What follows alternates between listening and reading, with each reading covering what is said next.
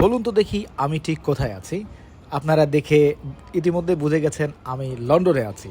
না, এটা লন্ডনে না, এটা রাশিয়ার একটি শহর লিপেক্সের একটি ছোট্ট মার্কেট, যেখানে প্রত্যেকটি জায়গায় আপনারা সৌন্দর্যের চিহ্ন দেখতে পারবেন। আসলেই ইউরোপ সুন্দর, এবং ইউরোপের একটি অংশের বিভিন্ন সৌন্দর্যের জিনিসগুলো আপনাদের সামনে আমি উপস্থাপন করার চেষ্টা করছি। আমার ভুল হলে আপনারা আমাকে ক্ষমা সুন্দর দৃষ্টিতে দেখবেন। আর এখানকার প্রত্যেকটা জিনিস একদম লন্ডনের মতো করে ডেকোরেট করা হয়েছে।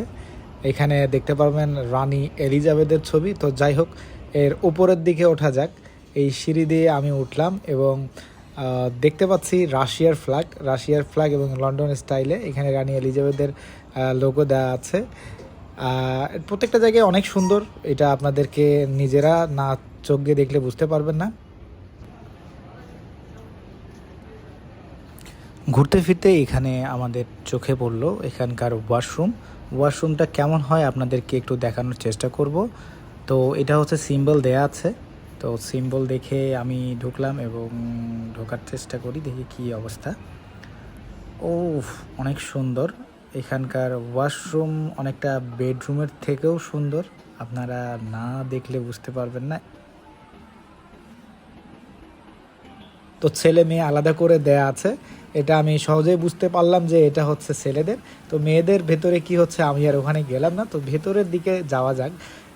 গিয়ে দেখি, হ্যাঁ, এখানকার বেসিনগুলো মোটামুটি সুন্দর, অনেক সুন্দর, যেটা আপনারা নিজ চোখে না দেখলে বুঝতে পারবেন না। তো এখানকার আয়নাতে আমি নিজেকে বারবারই একটু দেখার চেষ্টা করলাম, এবং এর প্রত্যেকটা টয়লেটের উড দিয়ে করা। এটা বাংলাদেশেও আছে অনেক ভালো ভালো রেস্টুরেন্ট বা 5 স্টার হোটেলগুলোতে। এটা হচ্ছে টয়লেটের ভিতরে।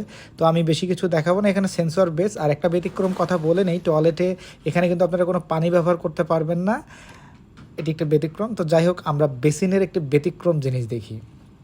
এখানেও সেন্সার বেজ, আমাদের হাত দিয়ে কোনো কিছু বের করতে হয় না, অটোমেটিক আপনি হাত দিলে হাতে পানি চলে আসবে।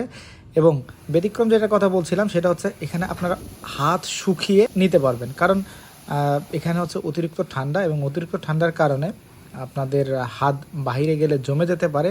তাই সুন্দর করে হাতটাকে আপনারা শুকিয়ে নিতে পারবেন। এবং বাচ্চারা এই মার্কেটে খেলাধুলা করছে, এই বিষয়টা ইনক্লুড করেছি যে তারা শুধুমাত্র তাদের ঘর কোনো হয়ে থাকে না, বাচ্চারা প্রতিটা দিনই খেলে তাদের এই মার্কেটগুলোতে এসে, কারণ বাইরে খেলার মতো খুব একটা পরিস্থিতি নাই। আর এরা খুবই উৎসব মুখর। এই বলে আজকের আমার ব্লগটা শেষ করছি।